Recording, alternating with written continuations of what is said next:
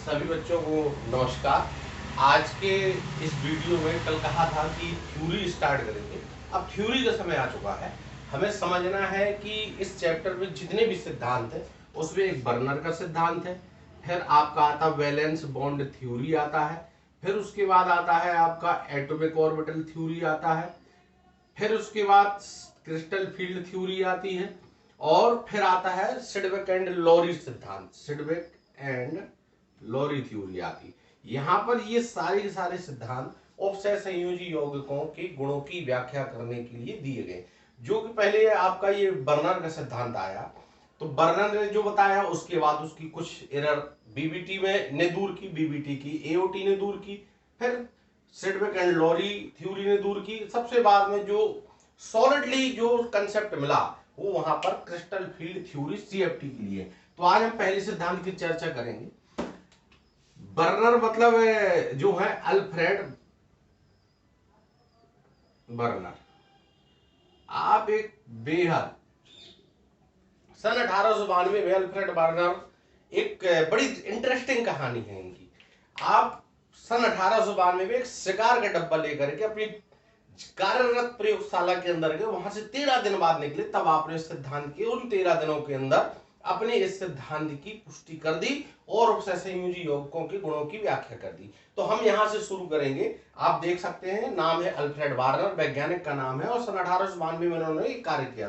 कुछ पुस्तकों में 1893 लिखा होगा, लेकिन एनसीईआरटी या सीबीएसई बोर्ड के माध्यम के अनुसार 1892 इज अ राइट। तो सबसे पहले इस सिद्धांत को हम शुरू कहां से करना है, आप नोट्स यहां से बनाएंगे। पहली बात सबसे पहले कहता है सन 1893 में उपसय संयोजी यौगिकों की गुणों की व्याख्या करने के लिए बर्नर ने एक सिद्धांत दिया जिसे बर्नर का सिद्धांत कहते हैं। इस सिद्धांत के अनुसार नंबर 1 में क्या आता है, पहली चीज कि संकुल यौगिकों में केंद्रीय धातु सेंट्रल मेटल, एटम भी हो सकता है, आयन भी हो सकता है, मैं यहां मेंशन नहीं कर रहा हूं, कि दो संयोजकताएं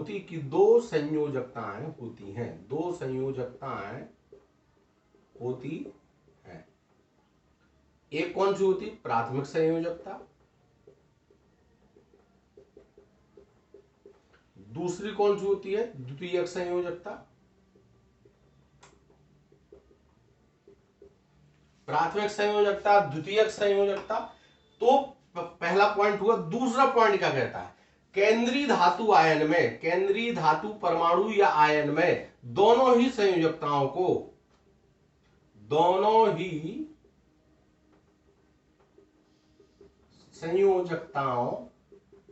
को स्पष्ट करने की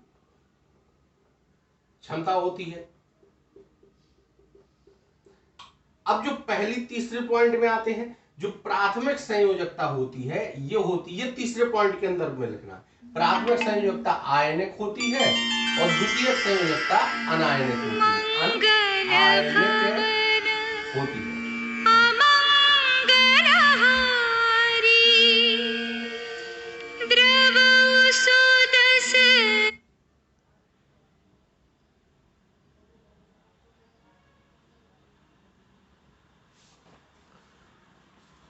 दोनों ही संयोजकताओं को स्पष्ट करने की क्षमता होती है। यहां से हम और देखेंगे, अभी स्पष्ट करेंगे कि क्या क्या हो सकता है। तीसरा पॉइंट बनेगा प्राथमिक संयोजकता आयनिक होती है, द्वितीयक संयोजकता अनायनिक होती है।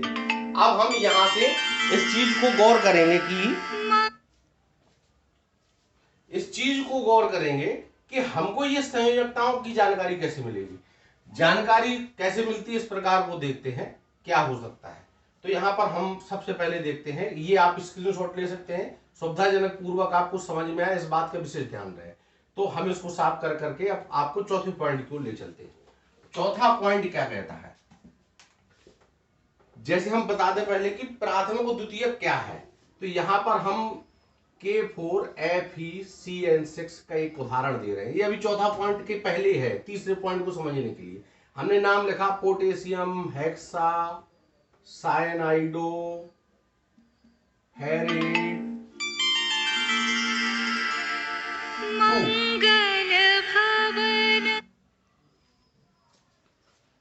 अब हमने इसको समझने के लिए देखा, हम इसकी संरचना भी बना लेते हैं एक बार के लिए।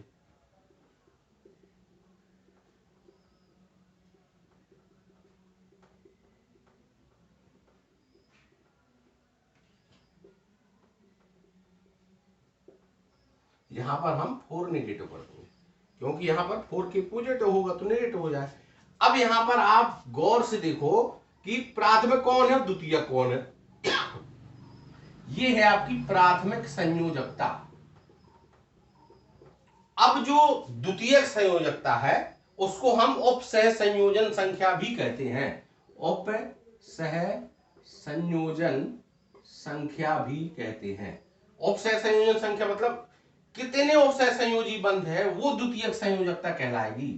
द्वितीयक संयोजकता 1 2 3 4 5 6, तो यहां पर 6 होगी। सभी को समझ में आ गया होगा। जितने लिगेंड इलेक्ट्रॉन पेयर डोनेट कर रहे हैं उतने ही उपसह संयोजी बंध बनेंगे, उतनी ही द्वितीयक संयोजकता हो जाएगी। उसी को अपन उपसह संयोजन संख्या भी कहते हैं। बड़ी आसानी से आप समझ गए होंगे। अब धीरे धीरे हम इनको बताएंगे कैसे बनेगा और इनकी ज्यामिति कैसे निर्धारित करनी। अब चौथे पॉइंट की ओर चलते हैं। कौन से लोग हैं जो क्या करते हैं, तो सबसे पहले लिख लेंगे उपसह संयोजन संख्या। इसके बाद हम यहां पर धातु आयन लिख देंगे, कौन कैसी करते हैं।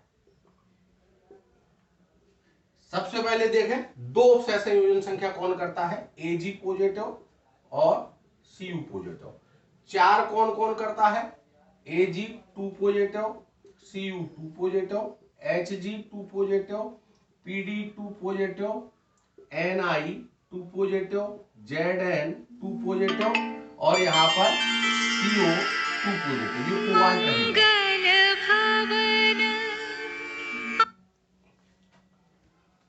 अब यहां से हम और आगे बढ़ सकते हैं 4 की ओर, 6 की ओर। 4 का हो गया, 6 का देख लेते हैं। 6 में कौन कौन करते हैं, Fe2 positive, Fe3 positive, CO2 positive, CO3 positive. यहां पर भी ये पॉसिबिलिटी है और यहां पर भी ये पॉसिबिलिटी है। और यहां पर Mn2 पॉजिटिव भी हो सकता है और यहां पर Pt4 पॉजिटिव भी संभव, Pt4 पॉजिटिव और यहां पर Ni2 पॉजिटिव भी पॉसिबल है। तो यहां पर ये आप स्क्रीनशॉट ले, चौथा पॉइंट बनेगा ये आपका। अब यहां से हम आगे बढ़ते हैं 5वें नंबर के लिए, आखिरी नंबर रहेगा जो हमारे हिसाब से। 5वां नंबर कहता है कि इनकी ज्यामिति कैसी होगी। नंबर 5, 5वें नंबर पे सबसे पहले अपन लिखेंगे उपसह संयोजन संख्या। उपसह संयोजन संख्या, उपसह संयोजन संख्या के आगे इसमें आएगा फिर ज्यामिति और ज्यामिति का नाम और संकरण। तो 2 है तो आप समझ लें कि ये M केंद्रीय धातु, तो ये नाम हो गया रैखिक, मतलब लीनियर भी बोल सकते हो या रैखिक भी बोल सकते हो। संकरण हमेशा sp रहेगा। अगर 4 है तो 4 में क्या करेंगे हम, 4 में क्या करेंगे, 4 में 2 प्रकार की पॉसिबिलिटी आएंगी। एक तो ये रही आपकी वर्ग समतली और sp इसमें आएगा dsp2। और अगर चतुष्फल की आ गई, इस प्रकार से, ठीक है ना, इस प्रकार से चतुष्फल की पोजीशन आ गई तो ये टेट्राहेड्रल, चतुष्फल की बोल देते हैं इसको नॉर्मली, अंग्रेजी में टेट्राहेड्रल है, चतुष्फल की, तो ये sp3 संकरण होगा। अब जो 6 नंबर के लिए आएगा वो हम ऊपर मेंशन कर देते हैं। 6 जिसकी होगी वो 6 को क्या करेगा, मंगल भवन अमंगलहारी, अष्टफलकीय और sp3d2 और d2 sp3 दोनों पॉसिबिलिटी। ये आज का आपका पूरा विषय है। आज के लिए बस इतना। आप इसको नोट्स बना करके तैयार करें और भेजें व्हाट्सएप पर कि किस प्रकार से आपने बनाया, कहीं कोई गलती नहीं है। और इनको हम समझाने का क्रम कल से प्रारंभ करते हैं। आज के लिए इतना। नमस्ते।